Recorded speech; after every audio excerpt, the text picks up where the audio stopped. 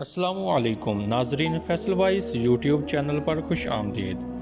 नाजरीन, एक दफ़ा का जिक्र है कि हज़रत मूसा अलैहिस्सलाम को अल्लाह ताला ने हुक्म दिया कि समंदर की तरफ जाओ, वहाँ 3 कश्तियाँ डूबने वाली हैं। हज़रत मूसा अलैहिस्सलाम फौरी तौर पर हुक्म इलाही की तामील करते हुए समंदर की तरफ चले गए। साहिर पुरसकून था। बहुत दूर से एक कश्ती आती हुई दिखाई दी जो आहिस्ता आहिस्ता साहिल की तरफ बढ़ रही थी। अभी वो किनारे से कुछ ही फासले पर थी कि हज़रत मूसा अलैहिस्सलाम ने आवाज़ दी कि ऐ कश्ती वालों, अल्लाह का हुक्म आने वाला है, होशियार रहना। उन्होंने जवाब दिया, आप जानते हैं कि अल्लाह के हुक्म को कोई नहीं टाल सकता। हम तो इसके बंदे हैं जो हुक्म इलाही की पाबंद हैं। कश्ती वाले अभी ये बात कर ही रहे थे कि अचानक एक मौज उठी और कश्ती डोलने लगी। सवार अपने आप को बचाने की कोशिश करने लगे। इतने में एक और ज़बरदस्त मौज आई और कश्ती को अपने साथ बहाकर समंदर की तह में ले गई। थोड़ी देर में एक और कश्ती नज़र आई।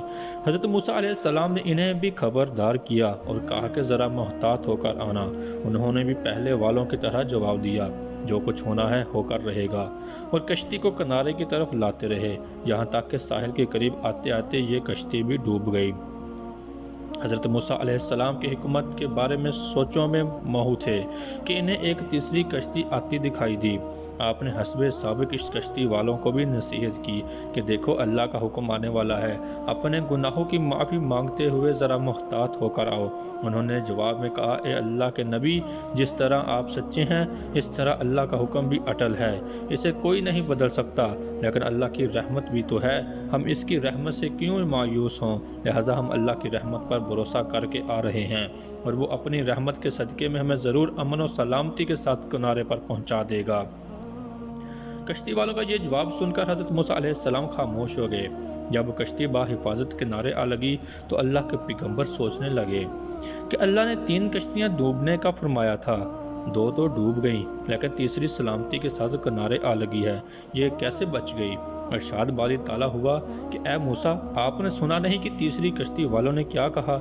उन्होंने मेरे हुक्म को तस्लीम किया था, मेरी रहमत को आवाज़ दी थी और इस पर पूरा तवक्कुल और भरोसा भी किया था, तो इसलिए ये कश्ती मेरी रहमत के तोफ़ैल बच गई। क्योंकि जो भी मेरी रहमत के दरवाज़े पर आकर सदा देता है, मैं उसे नाउमीद नहीं करता। हदीस में आता है, जब अल्लाह ने मखलूक़ात को पैदा फरमाया तो अर्श पर लिख दिया था, मेरी रहमत मेरे गज़ब पर गालिब है। सुभान अल्लाह। नाजरीन, हमारी आज की वीडियो आपको कैसी लगी, लाइक और कमेंट करके ज़रूर बताइएगा। मिलते हैं अपनी अगली नई वीडियो में, तब तक अपना बहुत सारा ख्याल रखिएगा। अल्लाह हाफिज़।